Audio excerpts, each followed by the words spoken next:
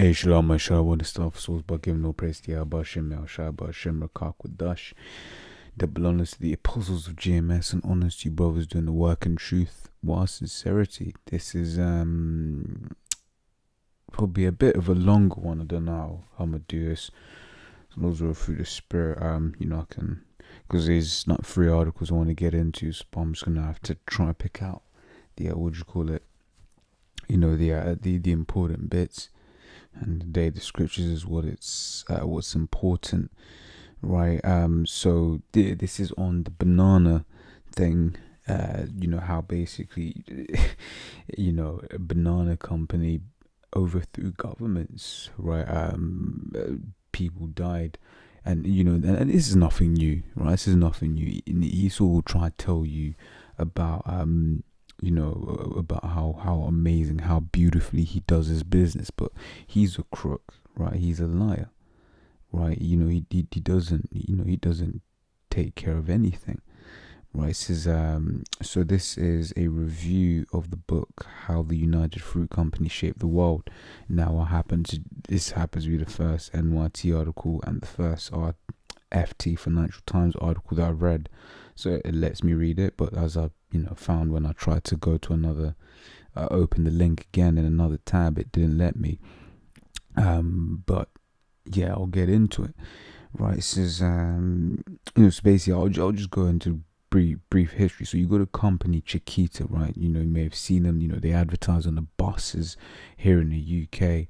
In central London, big yellow, massive advertisement. But that used to be the United Fruit Company, right? And then basically that was a guy who basically had started by a guy who basically had railroads. He owned he was building railroads in like Costa Rica or something like that. So it says miner Keith planted a few bananas cuttings next to a railroad in Costa Rica, right? So basically this guy, he just happened to basically get lucky. I'm trying to look for his full name, but I couldn't find it in this article. But basically he had railroads, and then he said, as a side business, let me start mining bananas. And if you see here, it says Keith married a beautiful daughter of a Costa Rican president, right? And then basically this helped him be able to get land in these places, etc, etc, etc, right? And then Esau will go around and say, oh well, these African governments are corrupt, these African, which we ain't Africans, but just in their eyes what they're really saying is you black people, quote unquote. That's really what they mean by a statement such as that, right? So yeah, this is that's the basic story behind it, right? And then in basically maintaining power, they basically went to different countries, threatened governments, etc, etc, etc. And it wouldn't surprise us if Nike was doing the same thing, if Coca-Cola was doing the same thing, right? So now I'll get into this. I'll try to find. I remember on this one there was a quote here at the end. Right, it says a resident of Garcia Marquez Macondo provides an epitaph. Right, it says look at the mess we've got ourselves into just because we invited a gringo to eat some bananas. Right, so you look at this word here, gringo. Right, this is in Spanish-speaking countries and contexts, chiefly in the Americas, a person, especially an American, right, who is not Hispanic or Latino, right? So basically referring to these Edomites, these so-called white people, right? So they're thinking, fuck, how have we ended up where we ended up? All we did was, let people in, to eat some bananas. Now our country's fucked, right? And that's everyone's encounter with this man, right? So this is I got it in there because there's a word in here, beautiful word that I came across in here, right? Pernicious, right? Which I looked up, and I did a video on it, right? It says having a harmful effect, especially in a gradual or subtle way, right? So this, these guys would have just been like, coming in, watching, they want some bananas, let them eat some bananas. And then guess what happens? Esau comes in being the devil that he is and destroys and takes out the country, right? Puts in his, people, right? His Sirach 12 and 10 says, never trust thine enemy, for like his iron rusteth, so is his wickedness, right? And, Spirit always has me say, iron rust, and that's, the scriptures here is giving you an equation, right? Iron exposed to water and oxygen will rust. It's basically saying that it's inevitable, right? So it's basically saying that, your enemy Esau, right?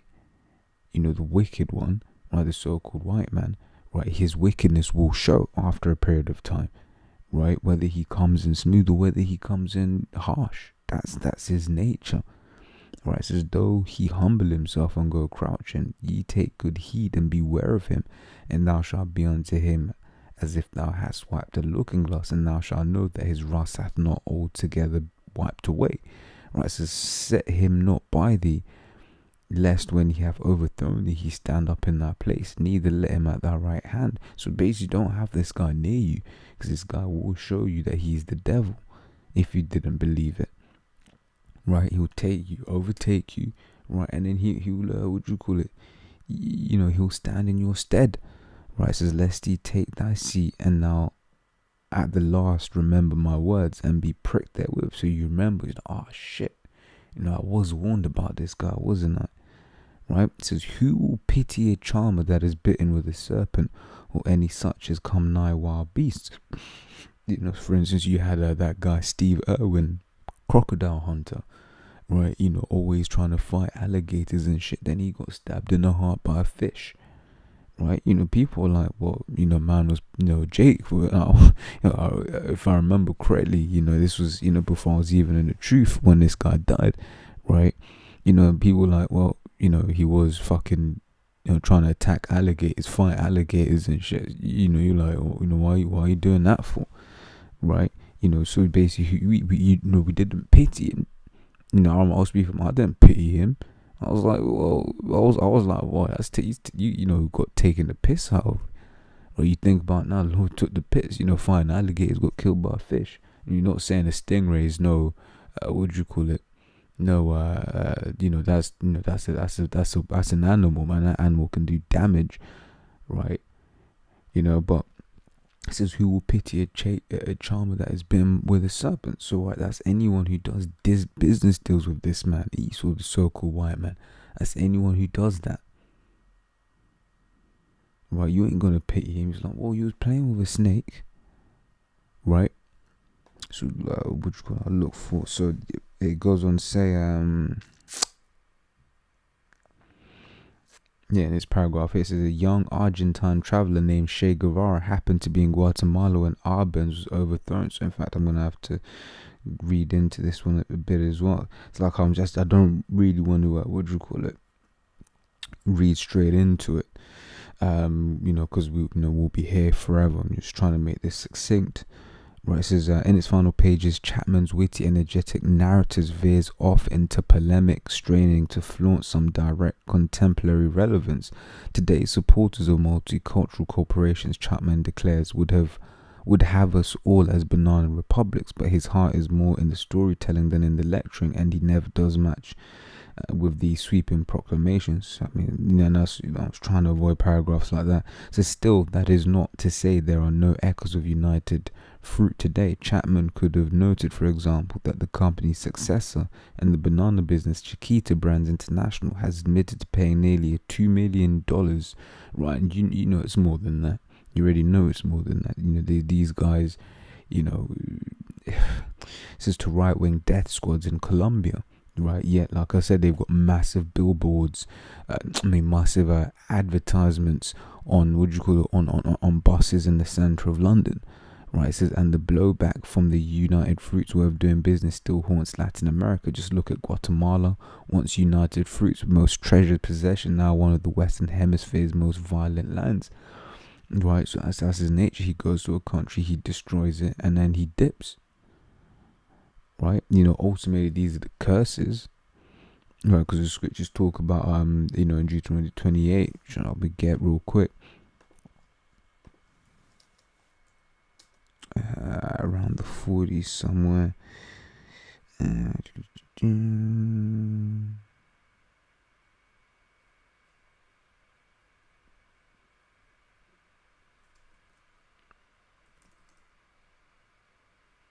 This is Deuteronomy 28:54. Says, so that the man that is tender among you and very delicate, his eye shall be evil toward his brother, and toward the wife of his bosom, and toward the remnant of his children which he shall leave. Right, so that eye being evil toward his brother, that's talking about the fact that you got Jakes fighting Jakes for no reason.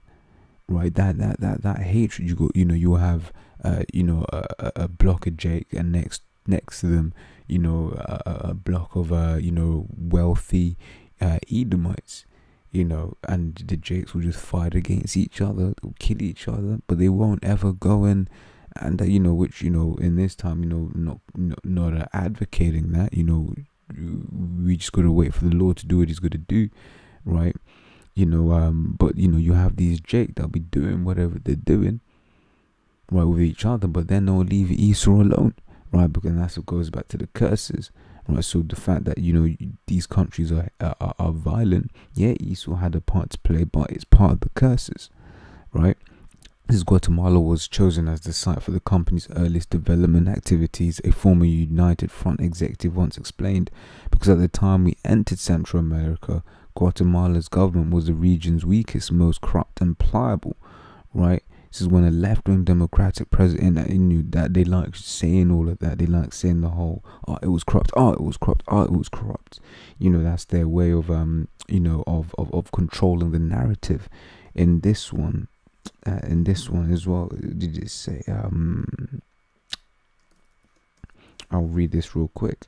Right, it says so this one's from New York Times, right, a book review that said how the United Fruit Company shaped the world, right? Laws, well, remember to put it in the description, right? It says, and this one is one from Medium, right? The red and yellow Chiquita's banana colonialism in Latin America, right? So this paragraph says this was enough to scare the banana brands of Chiquita, since the sheer size of the movement even made headlines back in the US. Officially, they of course denied any mistreatment of workers was happening. Apple do the same thing. Oh, everything's alright. Nike, all of these guys, all these big corporations have these PR guys that will come around and say, no, everything is cool. Right, so this is Psalms 58:3. It says, the wicked are estranged from the womb. They go astray as soon as they be born, speaking lies. And I'll probably bring this scripture out several times, depending on how long, the Spirit has me go, into this, right? But they lie. You can't trust anything this man says, right? He says, oh, everything's good. Then, you best be sure, things ain't good, right? It says it says officially they of course denied any mistreatment of workers was happening. In an article about the issues of plantain workers' rights in the New York Times, the company went as far as to say that no complaints have been received by employees. And this is the point I want. It says Chiquita and U.S. officials in Colombia described the strikes as communist movements with subversive tendencies, right? Leading the U.S. government to threaten to invade Colombia with U.S. Marines Corps if the Colombian government didn't protect Chiquita's interests, right? So this is going into the fact that Esau will then just label you something in what you call it, in a way to control the narrative so that people stop caring, right? So I'll get this real quick, because one of the people mentioned in two of these articles at least is Edward Bernays, the nephew of Sigmund Freud. Sigmund Freud was all in the psychology, right? That Edward Bernays, as the articles go into, was referred to as the father of PR, right? The spin doctor, where he spun web, right? This is where is that?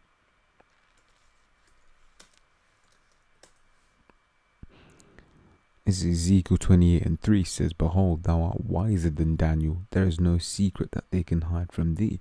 Right, and part of that wisdom is the wisdom of the mind, the wisdom of how man works. right? And Esau has used that to manipulate the people, to control the people. In fact,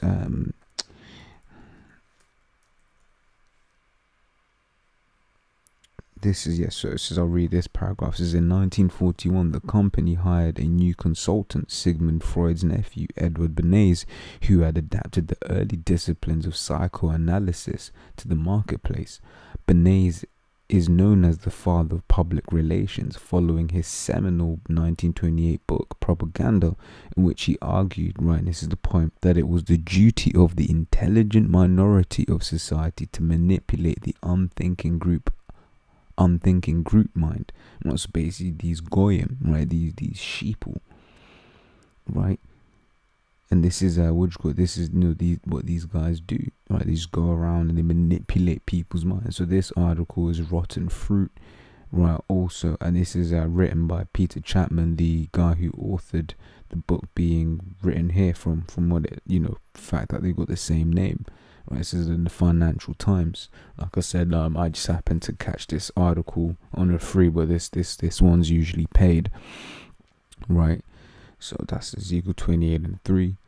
Right, so I'll go back in here. Right, this is back in the New York Times article. It says, when a left-wing Democratic president named Jacob Arbenz tried to roll back the company's dominance in the 50s, right? So Esau likes to talk about, corrupt this, corrupt that, right? Then the guy comes in, he's like, oh no, we don't like these things, right? It says, by, among other things, redistributing its fallow land, United Fruit's executives saw it as an affront and set out to help pressure the United States government to engineer a coup. Fortunately for them, virtually every major American official involved in the plotting had a family or business connection to the company itself. So what's that showing? Who's the real corrupt? Right? Who's the one that does business wickedly? This is Hebrews, Sirach 10:4. It says, the power of the earth is in the hand of Yahweh. Right? No, it's not what I want. Verse 8, it says, because of unrighteous dealings, injuries, and riches got by deceit, right? And that's what's happening in, it's what you're witnessing in these three, articles here, in reference to, Chiquita United Fruit Company, and like I said, this is just one of the many companies of Esau, right, that he has, right? What you're seeing here is unrighteous dealings, injuries, and riches got by deceit, wickedness. Right, because of all of these things, the kingdom is translated from one people to another, right, from these wicked elites to the Israelites, right? But that's just one of many reasons why that's going to happen, right? So I'll go back in the New York Times article. It says, a young Argentine traveler named Che Guevara happened to be in Guatemala when Arbenz was overthrown in 1954. After that, Che told his mother, I left the path of reason, and so too did Latin America. That day marked a turning point, the end of hopeful age of reform, and the beginning of a bloody age of revolution and reaction. Over the next 4 decades, hundreds of thousands of people, 200,000 in Guatemala alone, were killed in guerrilla attacks, government crackdowns, and civil wars across Latin America. Right? So, all from the back of this company. Right, let me read this point here. It says, today, the banana is the world's 4th major food after rice, wheat, and milk. Right, and you see where, a lot of this sold a lot in Europe. Right, it says, and also Americas, where you have all these, so-called white people. But what does Esau still have the nerve to do? He still has the nerve to try and say, oh, you niggas love bananas. Right, showing you that this man is the devil. Right, but once again, as we spoke of, that's just part of the curses, right? This is Deuteronomy 28:37. It says, and thou shalt become an astonishment, a proverb, and a byword among all nations, where the Yahweh shall lead thee. Right, so we're just a proverb and a byword to these people, right? So let me go into this article here. Like I said, this is the red and yellow Chiquita bananas, colonialism in Latin America. Right, and it makes a good point when you hear of companies, right? You don't expect food companies, but this is what you call it. This is, this is the case. You don't expect a banana company to be in there, right? So this is saying, yeah, during the late 1920s, as the banana industry became larger and more powerful, the people of banana-growing countries became aware of just how valuable the fruit was that they grew, right? And you see that you go to say you go to say Ghana, right, or countries that sell cocoa, right? Here it is, they're busting their ass to sell this cocoa, right, just for not knowing how nice it tastes, whatever, and that's coming over here, for the for people over here to consume, right? This paragraph says Panama disease, the fungus that would kill off almost all of the world's favorite banana in the 1950s, became more widespread, wiping out plantation after plantation. So this was just basically going out and devastating, what you call, the land, right? Just devastating shit, right? I think it goes a bit more into it in the Financial Times article, right? This is Isaiah 24:5. It says, the earth also is defiled under the inhabitants thereof, because they have transgressed the laws, changed the ordinance, broken the everlasting covenant. Right? You read the law, it tells you about how to plan, how to plant, how to, you're not supposed to just rape the land. You're supposed to let the land rest. You got a Sabbath, a land Sabbath. You plant certain I forget the law fully, but it's something to the effect of, you plant, a tree or whatever. You ain't even supposed to take it for the first year. I think you ain't supposed to take fruit for the first year off, I believe, or something like that. And then after a period of time, you can start eating from those fruits, right? Just to confirm that, like I said, I'm just trying to remember what the law says. Right, it says the earth is defiled, right? Then this earth is defiled. You had a, what you call it? You go into this article. It says that they were saying that in 2003, right, new scientists reported that the banana was dying and might have only a decade to live. Right, genetic modification scientists have been called in to save it, so far without success. Right. So, in fact, let me read this whole paragraph. It says, but mass production took its toll. In 1903, disease hit United Fruits plantations in Panama. An array of pathogens kept up the attack, and the banana was discovered to have a genetic weakness. Why? Because they didn't follow the laws. They didn't follow what the Lord had set out for them to do. Right? I'll close this so I don't get confused. Right? Let me read this now. It says, although the banana was diseased, United Fruit marketed it as a product that exemplified good health. Bananas did not affect the banana diseases did not affect humans, and the fruit was said to be the cure for many ills. And you've seen that with they even said fucking smoking was good for your health. Right? Just showing you that this man cannot be trusted. Right? So Psalms 58:3 again says, the wicked are estranged from the womb. They go astray as soon as they be born. You can't trust this devil. Right? I read that. I think hit the point on that. Right? It says it says banana diseases did not affect humans, and the fruit was said to be the cure for many ills: obesity, blood pressure, constipation, even depression. Right, in 1929, United Fruit set up its own education department, right, which supplied US schools with teaching kits extolling the benefits of the banana and the good works of the company. Meanwhile, United Fruit's home economics department showered housewives with banana recipes. Right, so this here supplied US schools. So who's the corrupt one? Right, here it is. Esau's going in, doing this, doing that, just to sell his products. Right. And it said Senorita Chiquita Banana, right? Where is it? That character there, right? That's they were using that to advertise to the people, to manipulate the people, right? But yeah, these are the 3 articles. They're pretty long, so. And this video is already lagging on, so I just closing the scriptures that I wanted to get. It says Habakkuk 2:5 says, yea, also because he transgresseth by wine. That's his philosophies, right? In fact, one of these even even talks about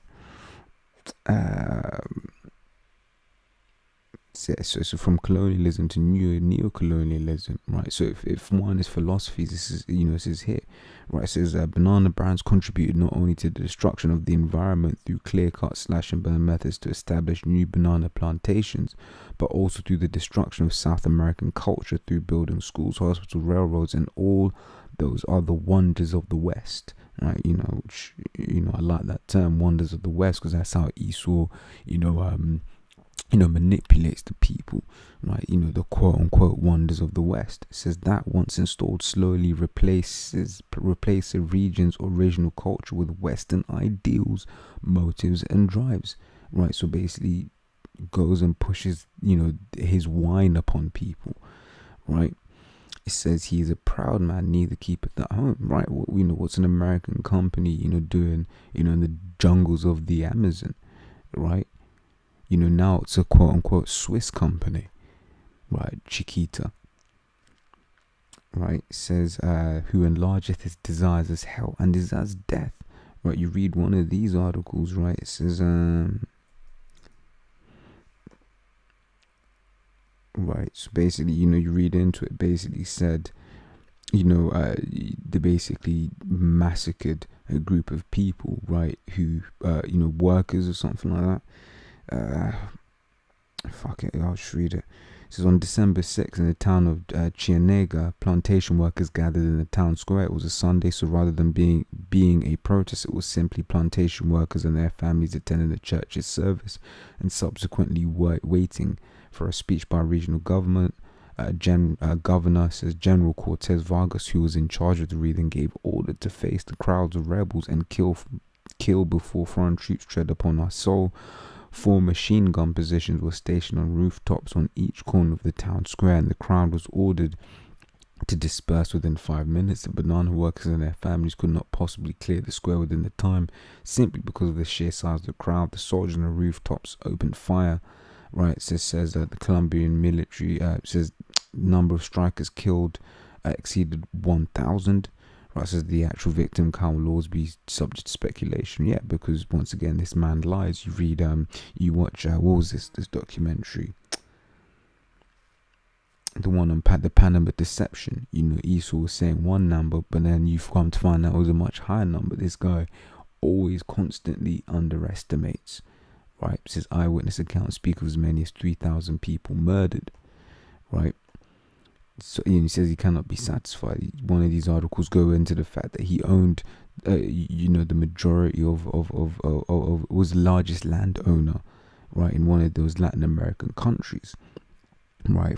Just for bananas, for fuck's sake, right? One of them says he had the largest navy, right? It's a fleet of 100 refrigerated ships, the largest private navy in the world, right? This is by the 1920s. I don't know if that's still accurate today, right? It says, but gathereth unto him all nations and heapeth unto him all people, right? It says Ezekiel 4:13. Yeah, this is for the fact that they were saying, where is it? Yeah, although the banana was diseased, United Fruit marketed it as a product that exemplified good health, right? And now they're trying to